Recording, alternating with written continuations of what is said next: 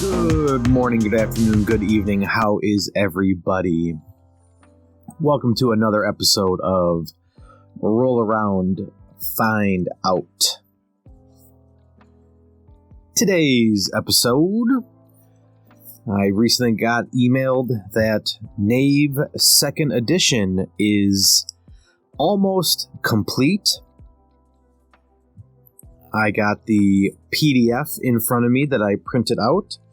It is approximately here 75 pages, and it is awesome. That will be the main thing. But before I dive into that, just real quick, I purchased the Covert Ops game by Bill Logan and Larry Moore. And do yourself a favor and buy this book on Drive-Thru RPG. Let me pull it up here. It was on sale. Let's see if it still is. I think originally it was about $30. And let's see, they have a soft cover, but in my research, the soft cover is two different versions. It is like a player's handbook and a GM's guide. But the hardcover book, I cannot believe the value that you get. It's $8 for the PDF and $19.98 for the hardcover. And I knew that I wanted this because I love Bare Bones Fantasy. I love Roll Under. D100 is great. And so when I bought this, I thought, okay, yeah. I'm slowly writing a story that I want to run for a more modern military tactical type situation. So looking at different systems and reading up on this Covert Ops, I said, yeah, this seems like I'm going to love it. I already own Bare Bones Fantasy. Let's pull the trigger on it. And if you know how Drive-Thru RPG works, usually on the right-hand side, it tells you the page number.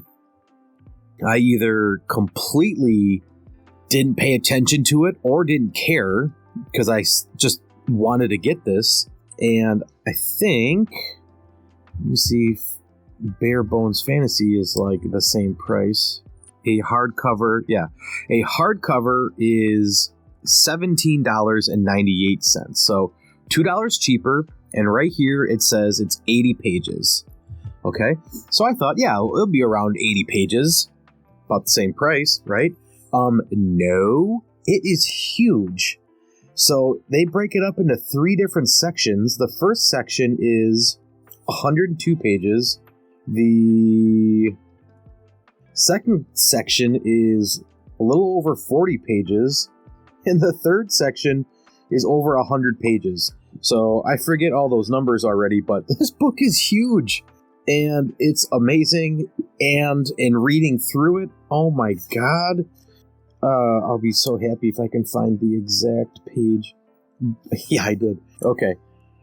On the second part of this book, in the second table of contents, the usual suspects, it's got a huge list of pre-made characters, which was an issue I had with Bare Bones Fantasy. And one of the pre-made characters is drawn perfectly. It's Face from A-Team. If you remember that show, oh my god. When I saw that, I literally laughed out loud. I thought, yep, even if I never use this, this is just an incredible piece of literature. So, going through this, pretty jacked, pretty excited about that. I'll probably do another podcast just on that, how great it is. That is that. Second thing, I'm actually doing some research. I tweeted it out, but I don't know. I X'd it out. What do you say now? On my artist formerly known as Twitter account at RollAroundPod, that I am actually doing some research on the history of the Dungeon Master's Guide, and I'm going through all the editions that I have, and I'll probably buy PDF versions of Advanced D&D to see what advice and or optional rules are, what would be a good phrase, like hidden gems, I guess. Is there really good advice in there? I hear a lot of people say bad things about the Dungeon Master's Guide, especially 5th edition. If you were to Google, Dungeon Master's Guide, you'll see, well, this should really be in your DM's guide. There's a YouTuber, D&D Shorts. He just came out with one about the alternative magic system in 5th edition, which is sort of like a spell points pool. Basically like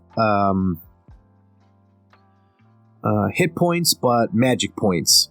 And from what I remember from the video, it might have even just been a YouTube short. It was saying you can cast a ton of lower level spells, but it limited you to, I think, 1 level 7, 8, and or 9 spell per day. So if you think about how spell slots work, you only get I don't remember for a wizard, but when you're a high level wizard, let's say like, what is it, 5, 6, 7 level 1 and 2 spells. Here you could cast it all day and not be worried about running out of spell slots. You would be limited on your higher end spells, but like almost like a fighter, you could just be casting spells like you're attacking. So I'm doing some research and see what is good advice. And also, I kind of have this thing of, okay, you've got your 0 edition Dungeon Master's Guide, super important, right? Teaching players about the game. 1st edition, all right, make some tweaks, adjust information in there. 2nd edition, from what I understand, a lot of 2nd edition had to do with just removing Gary Gygax and different rights. And maybe I'm wrong on that, but that's my armchair understanding of it. So, okay, let's rework the Dungeon Master's Guide. Then you get to 3rd edition, and I would think by that point, what else is there to talk about? 3rd edition, I think, had more of an influence on like miniatures and how to use those, which, okay, it seems very common sense, very straightforward. So then we go to 4th edition. So what else is there to say that hasn't already been said? Okay, we're coming out with a new edition. The Dungeon Master's Guide, is that just because it's tradition? So that's something I'm looking into, actually doing research. Pretty proud of myself. However, when I say I'm proud of myself, that means I cracked open my 3.5 edition Dungeon Master's Guide last night, made it to page about 15, and then fell asleep. So, give you a little insight of how excited I am about 3.5 edition. And then lastly, on Drive-Thru RPG, throw a little shout out to something that I'm just starting to check out. It's called Beacons, a mini horror / fantasy TTRPG. I'll read it here. It says, Beacons is a mini horror and fantasy tabletop role-playing game made for 2 to 5 beacons, or players, and 1 Arbiter, or Game Master.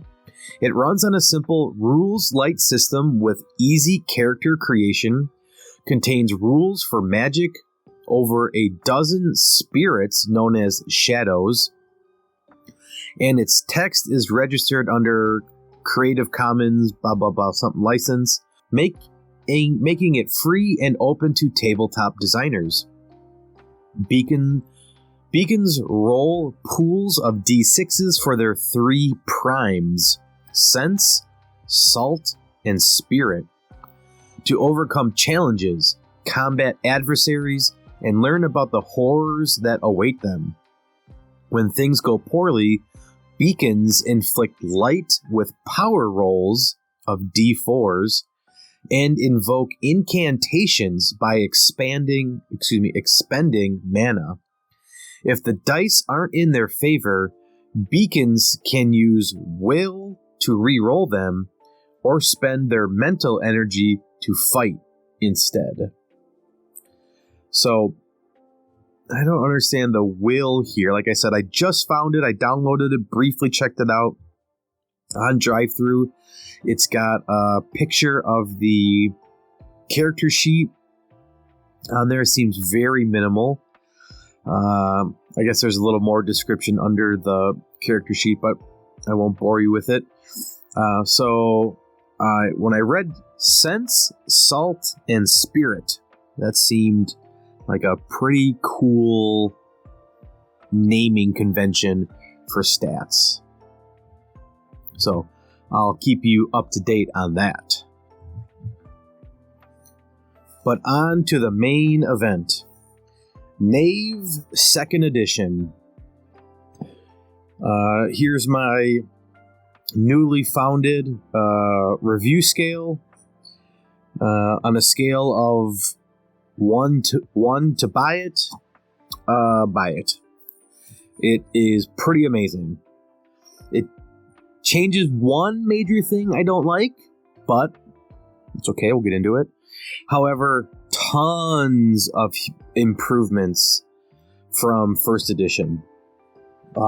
Can't really say a bad thing about Knave 1st edition. I think it's amazing. Making it into a classless system where your inventory determines your character. Maybe that had been done before, but for me, first come, first serve. I saw this first, and home freaking run. Okay, on this PDF, which I printed in black and white, I'm pretty sure the whole book on the inside will be black and white, but the cover will be color. Its Kickstarter is over. I think with shipping, it's going to end up being around $30 or $40 and worth every penny. The art on the cover is fantastic. A bunch of adventurers. Kind of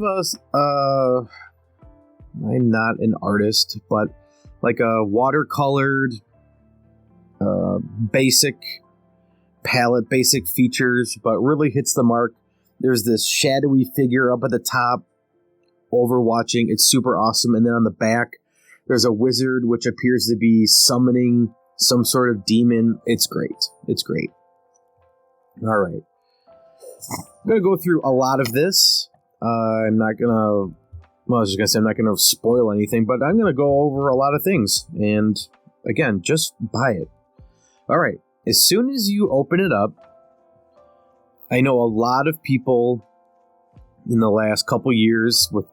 Maybe it's an OSR thing, I don't know, but just... People have stepped up their design in role-playing games. I think Professor Dungeon Master, I know, was a big critic of it. He would always say, use the inside cover for things because it's so easy, so quick to go to. And that's exactly what we're going to do. We're going to go right here. As soon as you open up, inside cover, first page, there is a map to a dungeon. It looks like you enter into a church. There's a locked door. When you get into that locked door, there's secrets there, and it goes down 1, 2, looks like 2 levels. Behind the church, there's a graveyard. There's a well that you can go down. It's great. On the back side, you have an overworld map built in hexes, and there's just enough detail in here to give you a sense of what's in the hexes.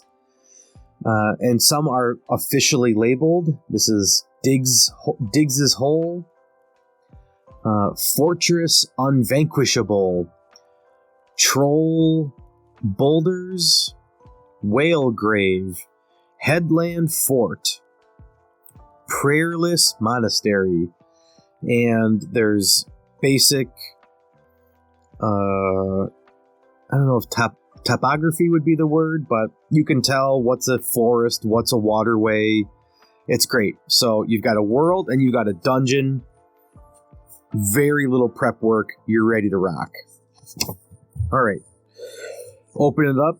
I don't remember exactly how many pages Knave, the original Knave, was. Super minimal. And I talked about it. Let's see if I have a copy here. I don't think so, no. I have the zine format of it. And if I had to guess, I'd say it's 20 pages. This is 75 pages-ish. So more than, I would say triple-ish in size.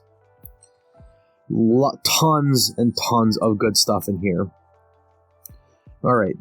There is an introduction. Talks about all of the random tables that he has in there.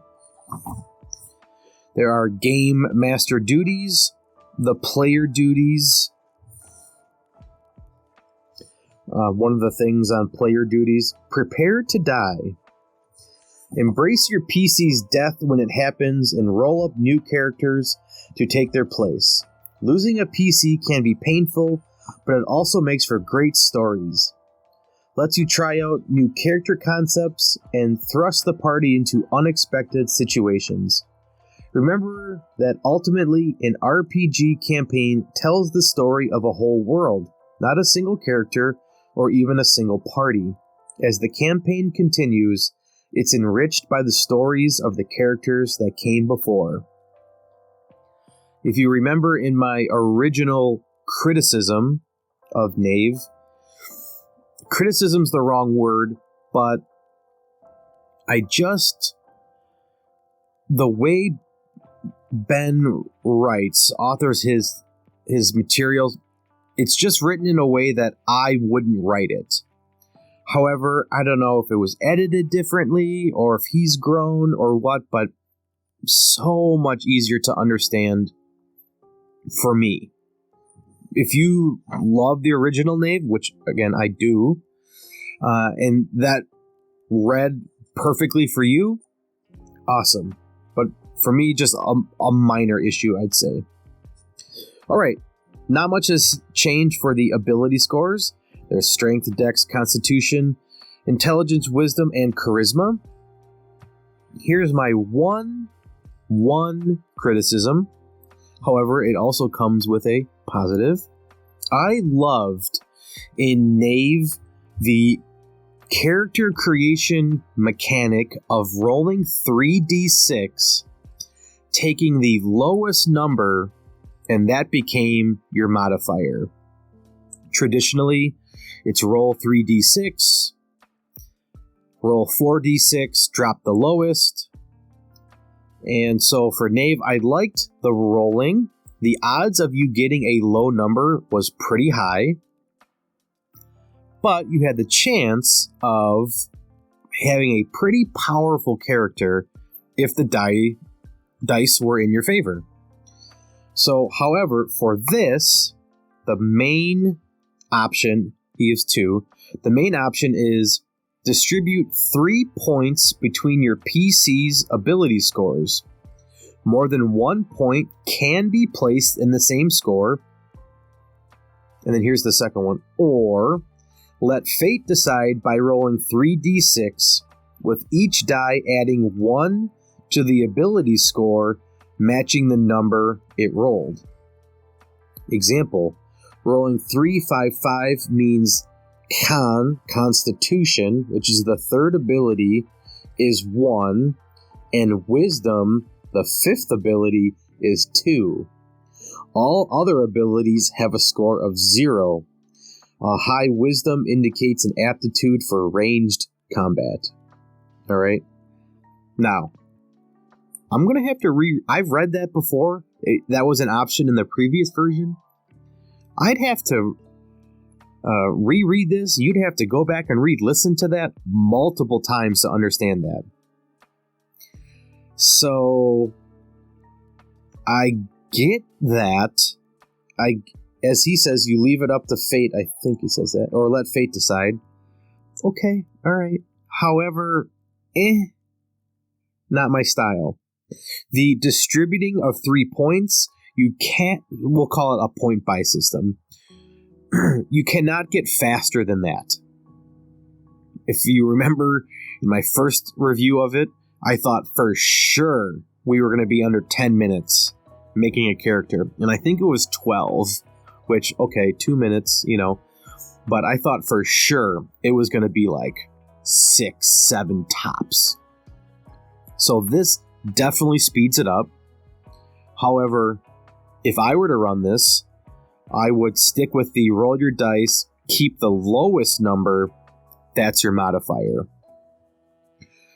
I'll have more powerful characters initially, but for my game, I'm fine with that. And somewhere early on, it says that these rules are basically meant to be hacked. This is just a simple system. Make any changes you want, and I love that. In my new appreciation, or I should say growing understanding of game design, dice mechanics, I appreciate that he explicitly says, hey, take this, make it your own, whatever works for your table, do it. Okay? Now, another huge change is the careers. In previous Knave First Edition, you had to roll on some tables for your equipment. There were 2, I think, 20 D20 tables, and one said roll a D20 once, find the item here, roll 2 D20, get 2 items off a different table. Well, now it's a D100 of careers, and I'll read, these are in alphabetical order, I'll read a couple here. Acolyte, Acrobat, Assassin, Beekeeper, Butcher, Candlemaker, Cook, Courier, a Fence? I don't know what that is. A Gravedigger, a Hunter, a Mason, a Pit Fighter, Prospector, Sailor, Scout, Smuggler, Spy, Thug, Trapper, and a Woodcutter. And so when you roll a D100 and you get a career, they all come with, I think, 3... it looks like they all have 3 items, which, from Knave First Edition, was the 1 item from one table and 2 from another. And so let's pick random here. A blacksmith. You get a hammer, bellows, and tongs. I don't know what bellows are. If you were an explorer, you get a sextant, a spyglass, and crampons. I'm really going to have to start Googling these. A gravedigger. This one couldn't be more simple. You get a shovel, a pickaxe, and a bucket. And I like the rolling. I like the randomness. Certainly you could just pick the one that you want. In my experience in running Knave with my students, they will find a use for these items. The players have the ability to be creative with them. So let me pick another one. A naturalist. They have a fossil, an insect case, and a geode. For me personally, right off the bat, I don't think any of those are super useful. But with a generic term of fossil, maybe a player can negotiate with a PC that it's a very valuable fossil. And right off the bat, they sell it to somebody and they get a lot of coin for it. Or they can use it in a gambling situation. Hey, I've got this really rare fossil. Why don't you, I'll bet you my fossil versus, a map or a piece of information. They'll find uses for it. So, to speed up the process, compared to first edition, with the point buy system, 1, 2, 3, 1, 2, 1, 1, 1, or it can't be 1, 2, 3, I guess. It'd be 1, 1, 1 for your stats, 1, 2, or 3, 0 for your stats. Whatever a number is, that's what you roll in addition, or your ability modifier. You roll a d20, add 1, add 2, add 3, add 4. When you level up, you'll add 4. So, super fast. Now rolling for careers, it's just 1 roll of the dice versus 3. So it has sped up character creation, and having a job, a career, gives you a really good starting point for role-playing. Love it. Okay. New change to how damage works. Unless I'm misremembering, I don't think the original Knave did this. And it must be becoming a thing because these wounds, item slots and wounds, are also in the new Runehammer Crown and Skull. And in the back of the book, he's got his, what are they called? Not editor's notes, designer's commentary. He talks about his influences for a lot of these things. So, like original Knave, you can carry up to 10 items plus your Constitution. Love that. Constitution, in my opinion, underused stat in D&D. And I'll read damage here. Damage a PC receives is subtracted from their HP. Once their HP reaches 0, each point of damage fills an item slot with an appropriate wound, stabbed, frozen, burned, etc., from the highest slot to the lowest. Items in an wounded slot, I think that's a typo, items in a wounded slot must be dropped. Love it. Then there's this direct damage, which a little confuzzled on. Direct damage bypasses HP and adds wounds directly. This occurs in situations where a creature's combat skills would not protect them. Example, when falling or attacked unawares. Monsters receive triple damage from direct damage since they do not have item slots. So my wondering is, if you take direct damage, you bypass HP. Does that mean your HP goes automatically to 0? Because if you're falling, you're gonna lose health. I understand that if you're falling, the things that you're carrying are gonna get crushed. So, now that I say it out loud, I know there's a spot for falling, which is, I think, 1d6 for every 10 feet. So that must be it. Direct damage does only, see, that's how I would word it, only impacts your inventory. Okay, glad I thought that out. Death.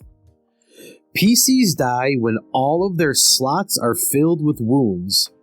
Creatures without slots, like monsters, simply die at 0 HP. Alright? So, characters compared to original Knave, and I can assume early editions of D&D, are going to live longer. In theory, they have 10 or more hit points than they would otherwise. compared to more OSR type games. So another cool feature, I believe everybody gets a hit dice of a D6. So wizards are, in theory, can have as much hit points as a beefy barbarian. A barbarian has the same D6 hit dice as a wizard. However, a beefy barbarian is probably going to have a higher strength and a higher constitution, which means they can carry more items, which means they, in theory, have more health. So they will become stronger and be able to take more damage than a wizard or a non-constitution based character. And that is just brilliant character design, in my opinion. Love it. Okay. One minor change from Knave First Edition is the target number. My bane of D20 systems. I believe in Knave it said everything was always 15 or 16. And I didn't like that. Again, this is a toolkit. You can change what you want, but I believe that's how it was written. And I thought, well, there's going to be easier tasks and harder tasks. So here they've modified it, and it says start with 11. No matter the task, start with 11. Add a difficulty rating from 0 to 10. 5 is by default. So they say start with 11, add 5. So really 16, which is maybe what first edition Knave was. It was 15 or 16. If the check is against another creature, the difficulty rating is equal to their relevant ability score or level. In an attack, the difficulty is the defender's armor points, the target number of 11 plus the AP or armor class that you're attacking. So maybe this isn't classic D&D or other OSR, but you start with 11. Let's say you want to non-conventional, not combat. You want to just race a creature. Another a PC wants to race an NPC. Okay, well, what's the difficulty rating on that? So you would start with 11, and then if the NPC is a level 2, is a level 3, let's see, is equal to their relevant ability score or level. If they're racing against a creature that has a plus, there's no speed stat, but let's say dexterity. If their dexterity is plus 2, plus, well, let's say plus 3, give it a little different, then the PC, in order to beat the NPC that they're racing against, has to roll 11 plus 3 against the NPC's dexterity modifier. Then they have to roll a 14 or higher. Hey, we are on track to me liking the D20 system again. Not that I hate it, but here, this makes a lot of sense to me. The target number that a player is trying to beat is tied to something, rather than just an arbitrary GM makes it up. Really like that. They talk about reversing checks to make them player facing. Okay. Next page, traveling. Did I say that you should just buy this book? Because you should just buy this book. They go through all of these mechanics. They break down how to run traveling. They are set up into 6 4-hour watches. They talk about traveling speed, They talk about navigation, exploring, if there's secret features on a map, foraging, and then my favorite part, the hazard die, which in his commentary at the end, he's going to talk about where he got this from. And if you remember in my criticism of Knave First Edition, I didn't like that he would talk about a rule and then put the designer notes right underneath it.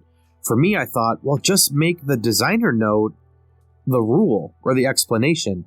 But he's tweaked it now where the designer note is really like, where did he get the inspiration from and why this is important. And so for each hex, well, let's see, did I read it? I didn't read it. The travel hazard die. At the end of each watch, what's a watch? 6 hours. At the end of each watch, roll, 4 hours. A watch is 4 hours. There are 6 of them in a day, 4 hours. Every 4 hours, at the end of each watch, roll the travel hazard die and apply the result. It's a d6. 1, 2, 3, 4, 5, 6. 1, there's an encounter. 2, there's fatigue. Each party member takes 1 damage unless they spend the next watch resting. Damage may be higher in severe weather or difficult terrain. Ignore this result while camping. Fatigue, great word, maybe a little aggressive. If you're traveling all day and you just walked for 4 hours, you're probably not at 100% health. You're tired. You're carrying all this gear. Even if you're on a horse, then your butt's sore, saddle sores. So just for traveling, you get a little ding of 1 hit point. Beautiful. 3 is depletion. You lose a ration. A monster part goes bad. Great. 4, travel shift. The weather changes or a local event begins. 5, there's a sign. Roll a random encounter, page 19, but rather than meeting it, the party finds a sign that it is nearby. The next time an encounter is rolled, the PCs meet that creature or that encounter. 6, they roll a 6, there is no effect. So, at one point in my life recently, I thought, man, there's gotta be, a way to have a mechanic for travel. And I'm sure there's thousands of them out there, but I'm not going to scour, history's worth of books. If you remember in my video game influence podcast, I talked about, for me, it was like revolutionary, using ChatGPT for my Zelda game to come up with a D100 list of encounters. Okay? And I think I ruled it that it mattered if you were on a horse or not. If you were on a horse, you could travel faster, go through more hexes, and I think have less encounters because you could avoid them simpler. So I think that's all I had it was either nothing or an encounter. Here, there's 1, 2, 3, 4 other things that can happen. Yeah, I'm going to go back and I'm going to change my Zelda game to now have more things on the dice that can happen other than just encounters. Now, those encounters are not all combat encounters. It's finding treasure. I think it's like looking off in the distance. There's things. But I'm going to go back. I'm going to tweak that system based on this. Did I say buy this? Please, go buy this. Next page is weather. There's a D12, or 2D6 list for weather, and then travel shifts. There's a D100 of things that could happen. A forest fire, freezing frog, a sandstorm, sulfurous clouds, wispy clouds, a windstorm. Okay. Remember those signs that they see? There's a D100 for these signs. Claw marks, digging sounds, trails, traps.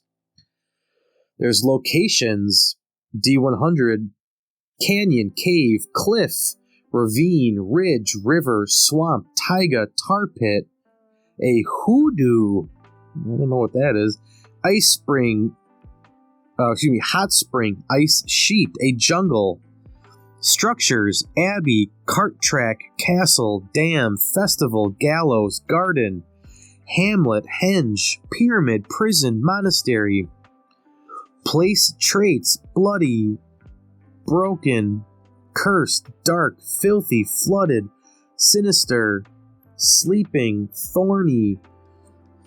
Great DM tools to flesh out your world. Adjectives can make a difference in describing a room. If it's a game of imagination, the more details you can give, the better. And looking at all of these charts on here, all right, I can pretty much guarantee you I never once ever have done this or would ever think to put a pilgrim camp in one of my campaigns. Under structures, that is number 67. Okay, pilgrim camp. So, love that idea. When I'm building out my world, I'm going to come up with a group of people that are traveling on some pilgrimage to go visit someplace. And that's a thread that the players can follow. Ooh, that sounds pretty cool. I want to follow you. I want to explore what you're exploring. Did your god tell you to go on this mission? Just amazing. Okay. Page 13, delving. They talk about turns. This is, I'm pretty sure, a well-known mechanic. I think Ben Milton did a video on dungeon delving from, it was maybe Bob Worldbuilder did it, and it was like the lost art of dungeon delving. And it was all these procedures for how to do it, and me experiencing it for the first time in my solo RPG on Note Quest, I was thinking, there's gotta be procedures for players and how they go about exploring a dungeon. Sure enough, here we go. A D6 table, just like travel. They can have an encounter. They can have fatigue. They can have burn, where a torch burns out. A dungeon shift. It says if the environment can change. If it doesn't have any obvious shift, there can be minor effects like sounds, temperature, wind, falling debris. And then just like traveling, there can be a sign. He's got rules for crawling speed, walking speed, running speed. More D100 tables, delving shifts, dungeon rooms, room details, room themes, actual dungeons, trap effects, hazards, mechanisms. Mechanisms here, I'll read some of these. An air pump, a barrel, a bell, a bucket, a chain pull, a crossbow, a drain, gears, grate, hook, latch, a lift, pendulum, pipes, rails, a screw, slide, a sluice, ooh, I like that, a switch, a tap, a valve, a wedge, and a windmill. Okay, things to find. Then they have encounters. Great art here on page 18. I wonder, Mullen. Let's see. I forget the name. Peter Mullen is the artist. I'll give credit to everybody here. The writing, Ben Milton. The art, Peter Mullen. Maps, Kyle Latino. Logo design, Tim Hastings. Proofreading, Julia Milton. Must be Ben's wife. And I am reading here officially draft 9 for Kickstarter. Still a work in progress. Some of these activities, encounters, are besieging, birthing, capturing, dancing, destroying, dousing, eating, fortifying, hiding, looting, planning, repairing, Scouting, singing, sleeping, tracking, traveling, worshipping. Maybe he came up with all these ideas on his own. I'm gonna guess he chat GPT'd these. I don't care either way. It's great that they're in here. Combat. I don't believe much has changed in combat. Initiative, let's see. Combat is broken into 10-second rounds, during which each side will have a turn to act. On a side's turn, all of its creatures in any order may move 40 feet for PCs and take one other action, such as attacking, casting a spell, moving again, attempting a mover, etc. Decide which side acts first by making a charisma versus charisma check between the side's leaders. That is different. First edition, I believe, was a D6 against the GM's roll, and whoever rolled higher went first. Here they make the stat more relevant. That is something that I believe I've never done in combat, where I've had a leader, and then, even though not the exact term, I'll say the leader's minions. You can do initiative however you want, but anytime a player in the group has an ability to shine, you know you've got a bard, let's say, with high charisma, let them use their stats and let them seem more relevant, other than just an arbitrary, oh, I rolled higher on the dice. Let's see. Sneak attacks. Melee attacks against unsuspecting foes always hit and deal direct damage. Attacks against truly defenseless foes automatically kill them.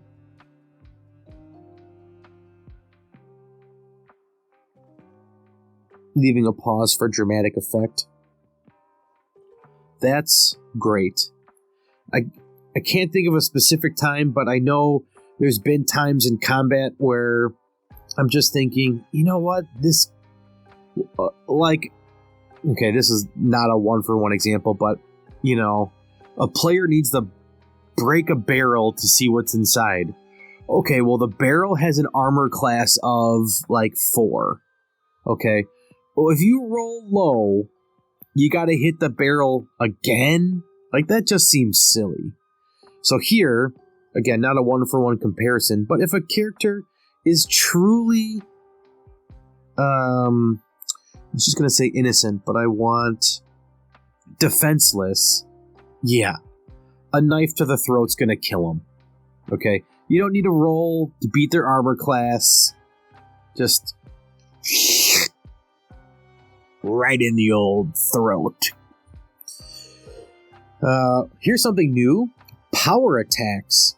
Before rolling for damage, PCs can decide to make a melee attack a power attack, which doubles the number of damage dice rolled, but breaks the weapon. I don't know if I would allow that. It is a big trade-off, but it just seems like not that great of a mechanic to me. So for a bow, I guess I pull the bowstring further back a little bit, then maybe it cracks, I get it, I just, double damage to me seems more of a critical roll than it does I get to pick and choose. Now, because it's an inventory management game, you're not carrying 50 swords with you. You're going to run out of swords eventually. So, I get it. Here, let me be more fair. I'd have to run it to see how much I like it. That's as fair as I can get.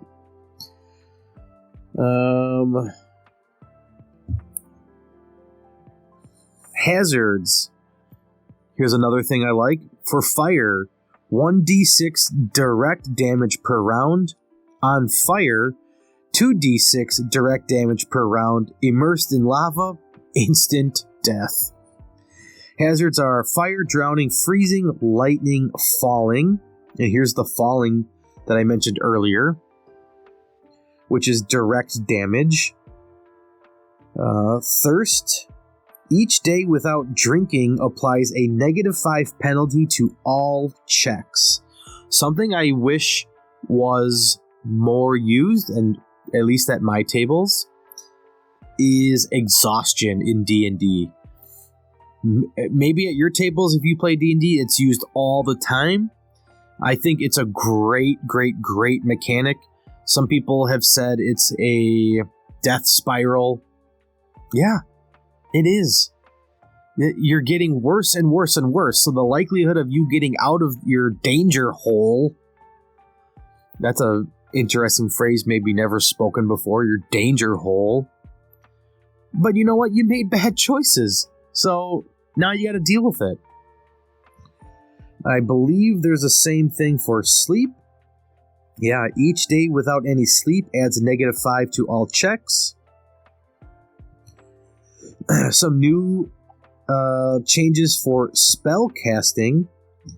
Still not a super fan of how spells work here. It says a spell book takes up an item slot. Okay. Contains a single spell. Not super okay. They cannot be created or copied by PCs. Fine with that. And must be found while exploring dungeons or stolen from other magic users. I'm okay with that. Casting spells. Casting spells takes one action. Each spellbook can only be used once per day, but PCs can use a number of spellbooks per day equal to their intelligence. So you start at 10, so you can cast up to like sky's the limit, kind of 15 spells per day.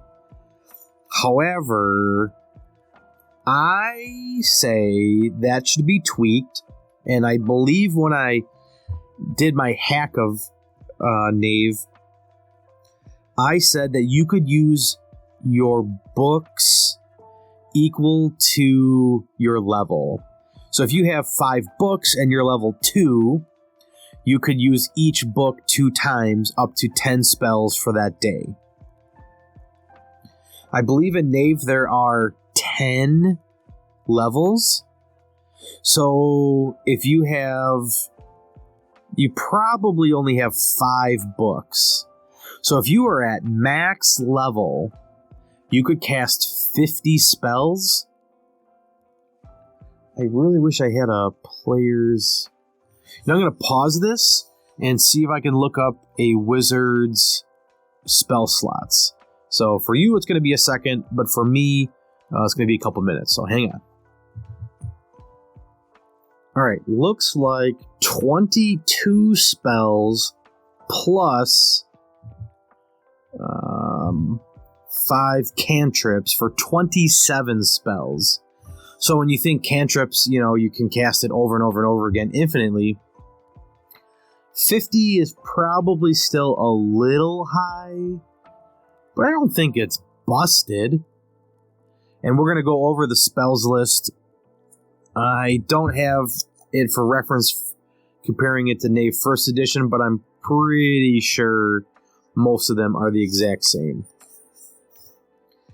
So I would do some tweaking for spells. However, one major, huge change that I've missed in character creation in Knave 1st edition, players could not start with a magic book. I believe there was a note in there that said, I guess if you want to be real nice, you can give them a spell book. However, it says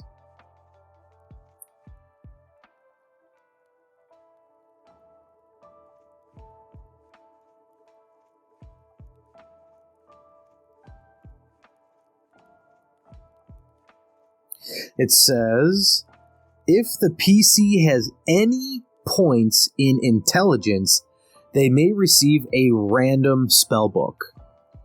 Pages 22 to 25 for each point. So, huge improvement. If you know you want to play a spellcaster and you want that to be part of your playstyle, that's going to be in your inventory. Right off the bat here, you could start with 3 spells. If you do the point buy process, you could have 3 spells. Now, that might be... I'm going to guess that goes away from Ben Milton's true intention of Knave, where a Knave is like an anybody. A Knave is, I forget his exact description. Maybe it's even on the first page here. What is a Knave? But I bet that was a concession from feedback. I'm going to imagine he wanted a more gritty take on his game, and he truly wanted the spells to be found in a dungeon, found from a wizard, which I totally get. And you can certainly still play that way. But I bet people in feedback and playtesting said, look, if you're going to have a classless system, give some people some spells. So, just looking at this picture here on page 4, it's like a scene out of Monty Python and the Holy Grail, where they're in some town, just these peasants. These peasants shouldn't know spells, but I guess if they have intelligence in their stats, if they're boosted, maybe they've studied up, so they should get some. I think that's a huge improvement, and I'm just thinking when I've run it for my students, they want spells. Yeah, building your character with a bow and arrow or sword is cool, but once you bring spells and magic into it, now we're playing a fantasy game. And that's probably, saying that out loud, is probably where Ben Milton wanted. He probably wanted to be a low fantasy, or I was just listening to a podcast where I think there's sword and sorcery, and then there's high fantasy. And the person that I heard it from could be wrong. I could be misinterpreting it. But I think sword and sorcery, despite the name of having sorcery in it was like more gritty. High fantasy is more what 5th edition is, with more powerful characters. Okay, huge tangent. Spellcasting, major improvement if you ask me. Alright, then there are 100 level-less spells. It says here, 100 spells are included on pages 22 to 25. When intelligence appears in their description, replace it with any number up to the caster's intelligence. This number counts as the spell's level if one is needed. So let me just randomly pick one. Spell 30, Gravity Shift. Intelligence creatures can alter their, quote, down direction at will. So, let's say you're level 3. 3 creatures can alter their, quote, down direction at will. Well, I have no idea what that means. Their down direction? Let's do a much easier one. 32. Haste. Intelligence creatures have their movement speed tripled. Okay, well, if you're level 3, now your intelligence is +3. Let me go back and confirm that.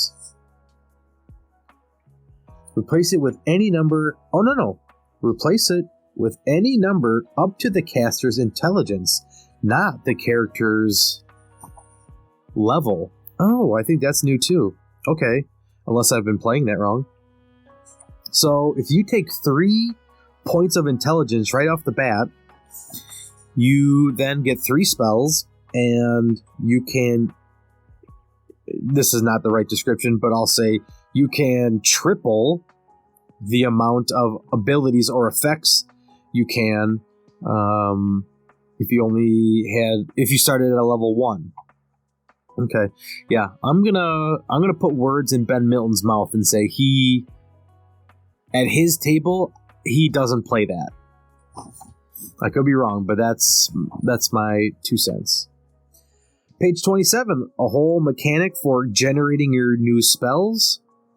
There's qualities like abnormal, primal, subtle, effects, corroding, piercing, elements, flame, fungus, ghost, steam, forms, blob, circle, crown, spray, tunnel, mutations, extra arms, shedding skin, pig snout, delusions, fears fire, says thoughts, time traveler. Bunch of tables here to make your spells cool. I won't go into these in depth, but there's relic magic and alchemy, which are totally new. I briefly browsed over these. I'm not intelligent enough to speak on them. Moving on, page 38, money and gear. And here's a change that I don't like, though I do understand. He has gotten rid of, I'm going to say this wrong, but you'll know what I mean. He has gotten rid of all different types of weapons. In Knave 1, it was short sword, dagger, long sword, short bow, long bow. Here, it is melee weapons, which are one-handed, deal a d6, two-handed, deal a d8. So he's gotten rid of all the different types of weapons and just said, is it melee, one-hand, or two-hand? Then there's missile damage, 2 hands, 2 slots, d6. And let's see. Then there's penalty for range. It has 120-foot range. That's maximum range. However, from 41 feet to 80 feet, there's a -5 penalty. And from 81 feet to 120 feet, there's a -10 penalty. So that's new. No longer longbow, crossbow. And so I totally get it. It makes sense.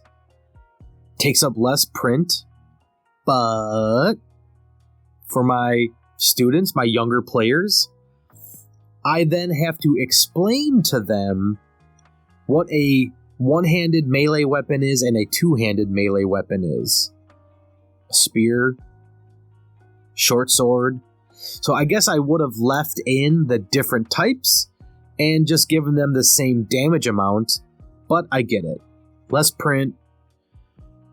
Somewhere in here, I think it's the designer notes, I believe Ben Milton was a teacher like me, and he said that he initially came up, maybe it was Maze Rats or Knave, for an easy system for his fifth graders. Well, I also teach 5th graders, and in one of my last campaigns, or my last podcast, I talked about how I came up with a system, easy D6 system, not that easy D6, that official book by DM Scotty. And we were up and running in 15 minutes, so I totally respect that. But if that's your target, I feel like you missed the mark on that. Which, side tangent, last club D&D session, they fought the equivalent of a Balrog, and I'll come up with, in my next podcast, I'll try to remember to give a more detailed story. However, I was running it for, I think, I had 3 new kids join, so I think it was 12, 15 players, so many, but there was a group of 4 girls that teamed up, and when they were fighting this Balrog, they decided to have a dance battle with it. And it is not my job to say no. A Balrog cannot have a dance battle or a dance off. So, yeah. That's Dungeons and Dragons, folks. Okay. More tables here on tools, miscellaneous items. Books, clothing, fabrics, decorations, treasures, materials, weapons. Well, here's the list of weapons, I guess.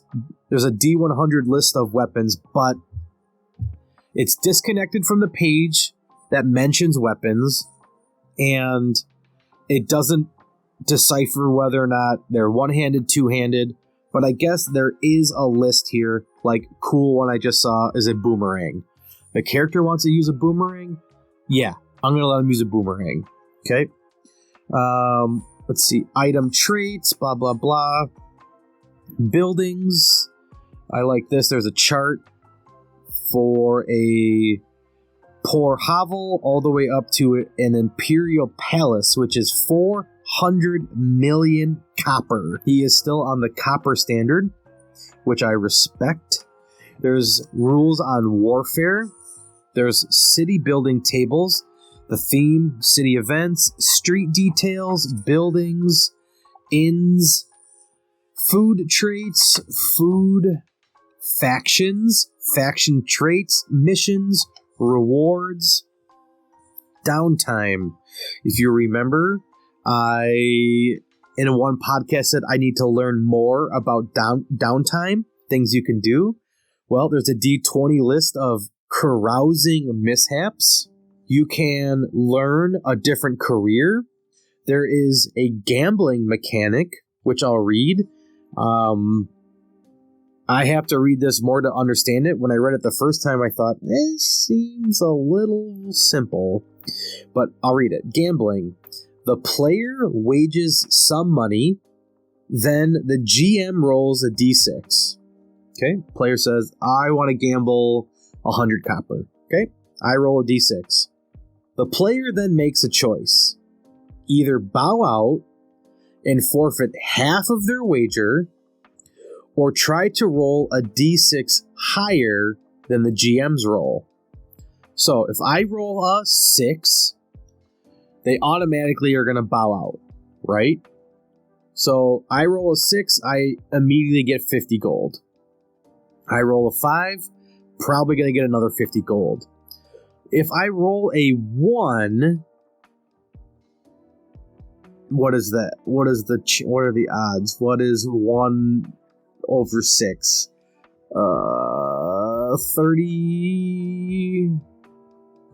What is? It's not a third. 15%. 15%. 1 divided by 6. 16 repeating percent. Okay. So I guess there's only a 16% chance that they will, if they roll a 1, there's only a 16%, we'll say 15% chance they roll a 1. So then there's an 85% chance that they're going to roll over. And then if they roll and succeed, they double their money. If they fail, they lose everything.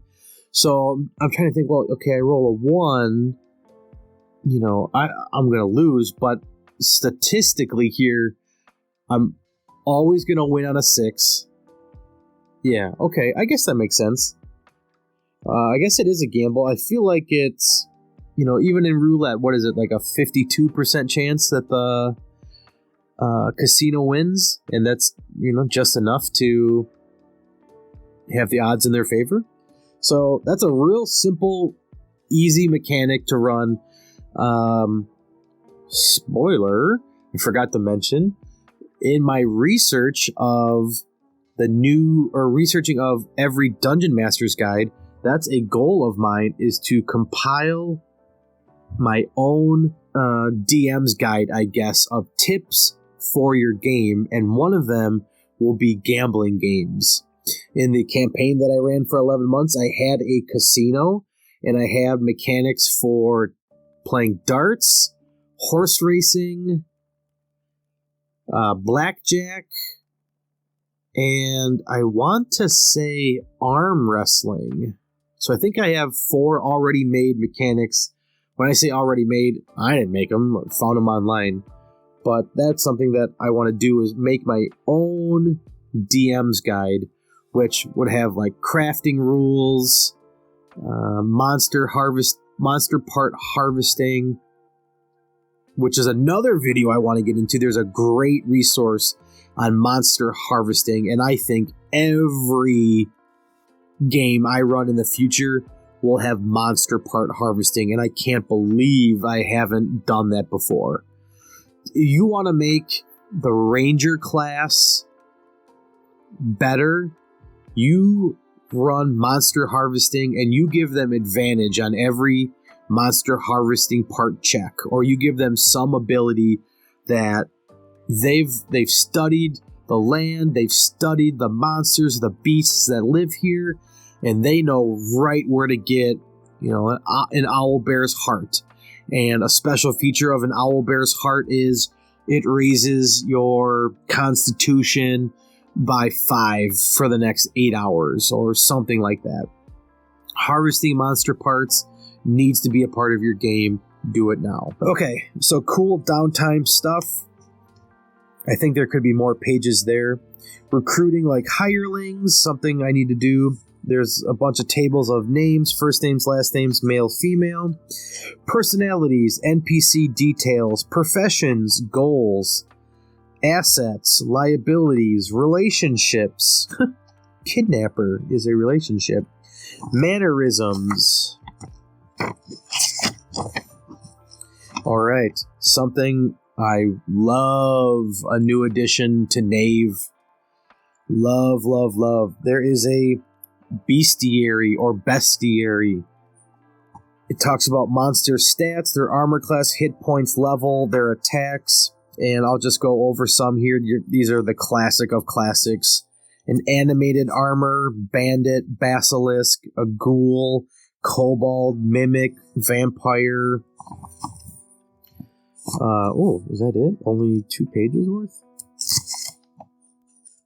Well, yeah, 2 one-sided pages. No zombies? Ugh. Don't buy this. Did I say buy this? Don't buy this. There's no zombies on here. And this is like the most basic of basic stats.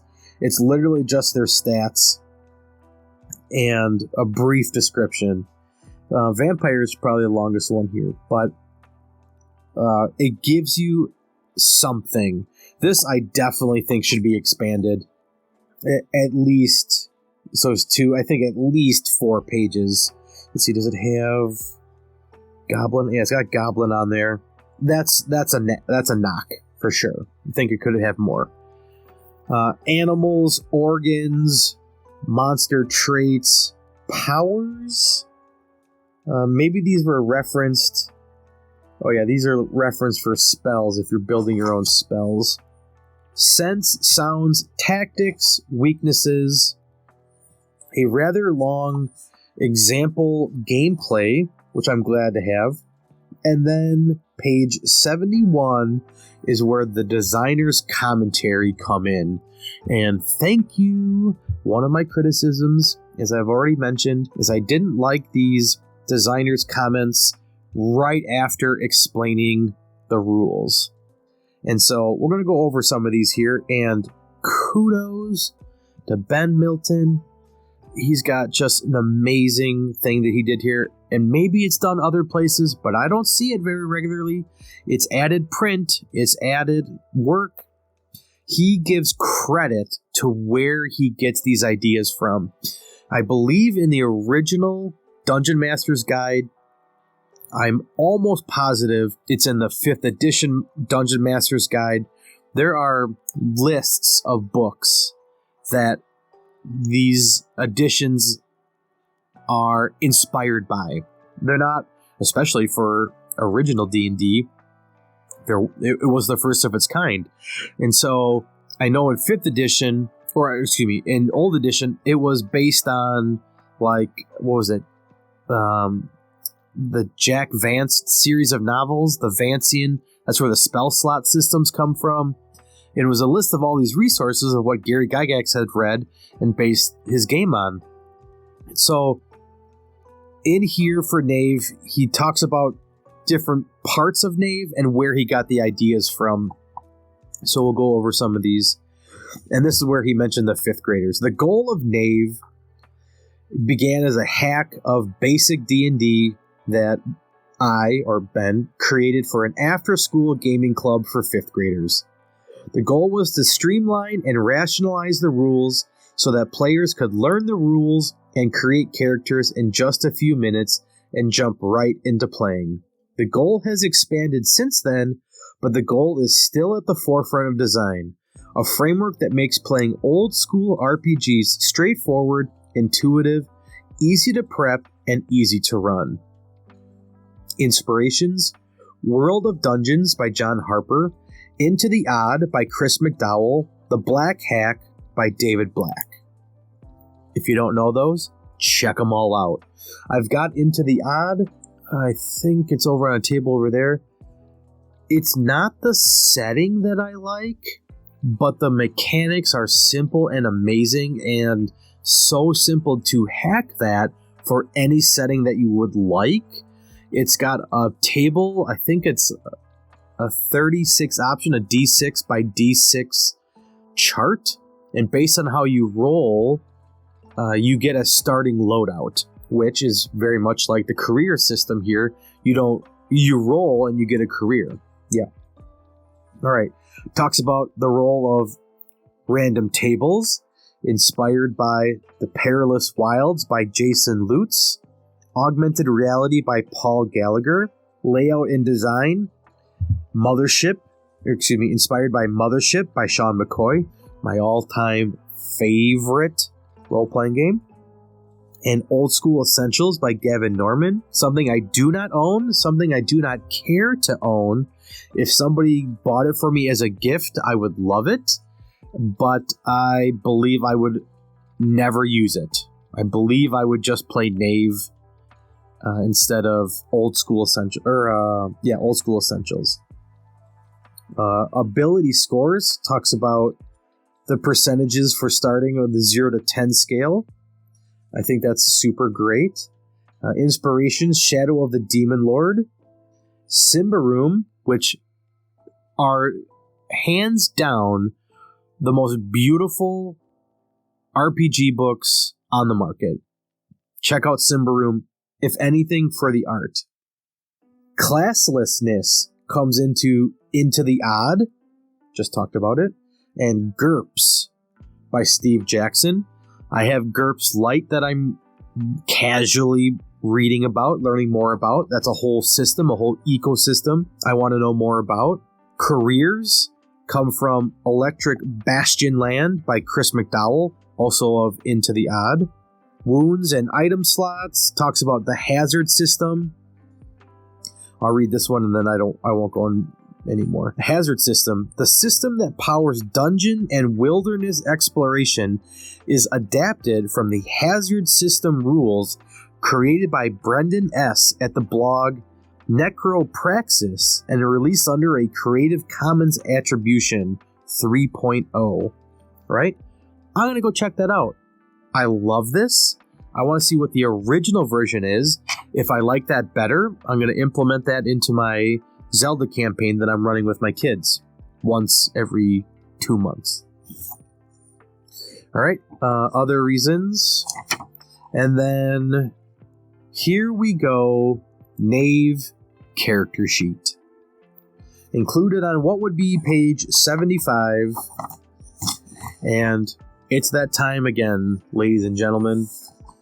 We are going to make a character, and we are going to see how long it takes to do it. I'm gonna guess. I guess every time. I believe Knave was 12 minutes. I'm gonna be very optimistic, and I'm gonna say 8 minutes. Let me get my phone timer going. It'll probably be 12 minutes again. But that's fine. I've also chatted a little bit to explain why things are cool or just made comments. This time, I'm making a character. Get my stopwatch going. Okay.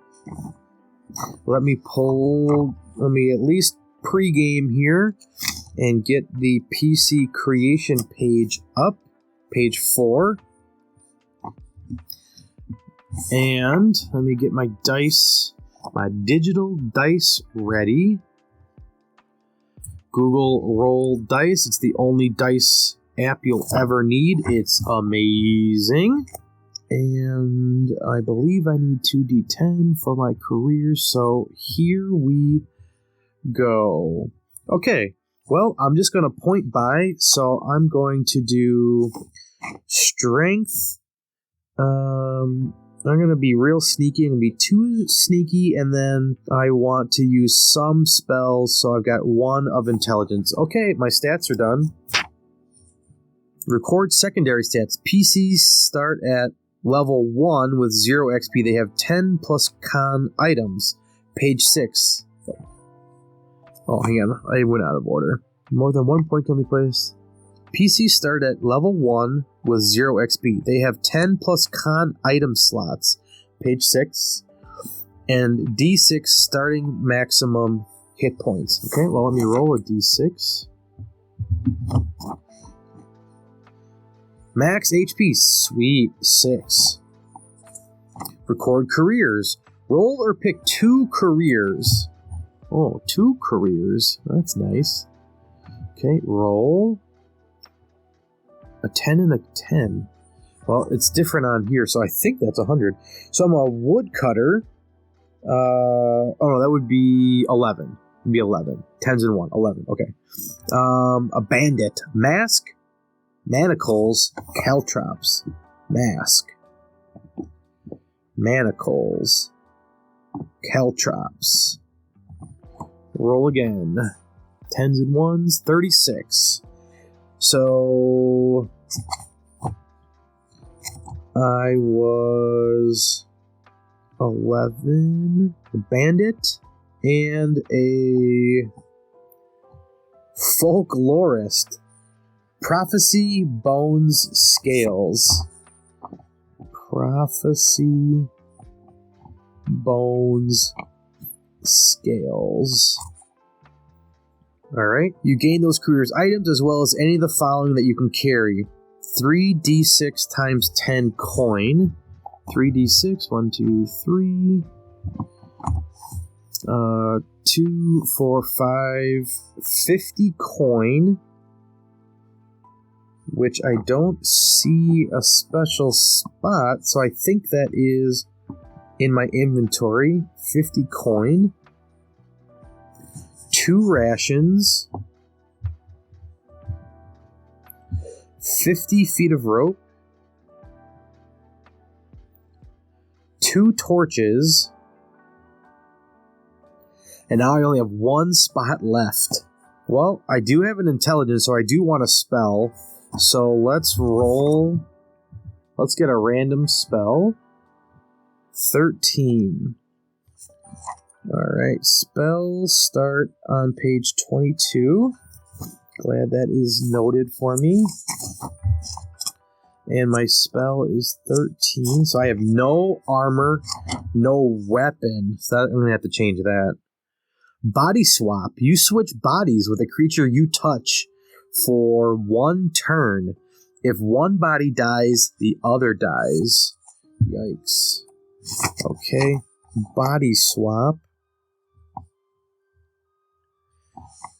Alright, I believe I have to keep the item. I mean, I can do whatever I want, but I'm going to keep the items for my career, and I'm going to drop 50 rope for a, we'll say a short sword. Short sword. Okay. And I don't know if it says it in here, but I know in the original Knave, you had to have 2 hands free to cast a spell. Lame. Don't like it. Alright. Armor points. Let's go figure that out. I believe it's 10. Another... Well, okay, I can't... No. Stay focused. Don't get on the tangent. Finish it. This would be faster if I had a separate page. Okay. Name your character and describe them. You may use random tables. What's my armor? Distribute 3 points. Let fate decide. PC started at level 1. They have 10 plus con item slots. And they don't say what my armor class is, but I'm putting myself under the pressure here. I believe everything starts out at a 10. So I believe my armor class is 10, which is pretty garbage. Level 0, right? Is that what it said? Oh, start at level 1 with 0 XP. Oh, I didn't write my careers down, but here I marked it someplace else. Bandit and a folklorist. Folklorist. And my name is Schmitty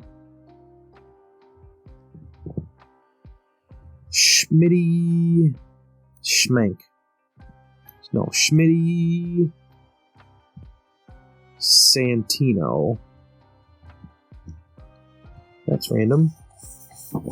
Alright. 6 minutes, 15 seconds. I have a character. That is the record to beat. I was going to say something, but I didn't. I was rushed for time.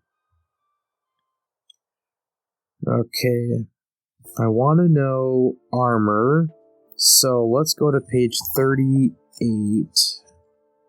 PCs can wear up to... Okay, this is also amazing. PCs can wear up to 7 pieces.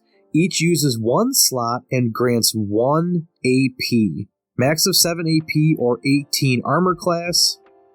You can have a shield, a helmet, gambeson, mail shirt, breastplate, armor plate, leg plate. It does not say... Alright, let me go slower. Constitution, the adventure. Important for every PC added to checks. PCs have 10 plus con. Alright, I don't see AP mentioned anywhere here. That's a bummer, I think. Distribute 3 points between your PC's ability scores. More than 1 point can be placed on the same score, or let fate decide by rolling 3d6. Secondary stats. PCs start at level 1 with 0 XP. They have 10 plus con item slots and d6 health. Roll or pick 2 careers. You gain those career items as well as any of the following that you can carry. So I don't have to take any of these. Any armor or weapons, and a quiver of 20 arrows. If the PC has any points of intelligence, they may receive a random spellbook for each point. Finishing touches. Name your character and describe them.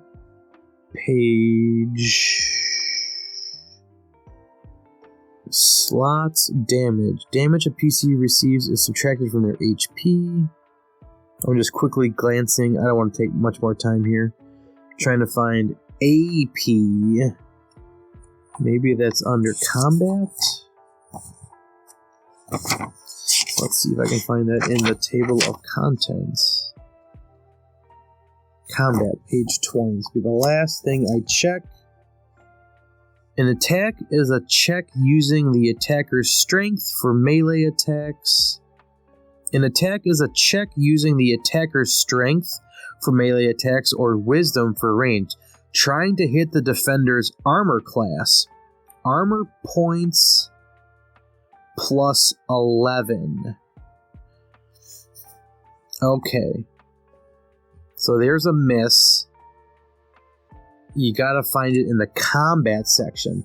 I have 0 armor points because I'm not wearing any armor pieces. So my AC is 11 to start out with. Okay.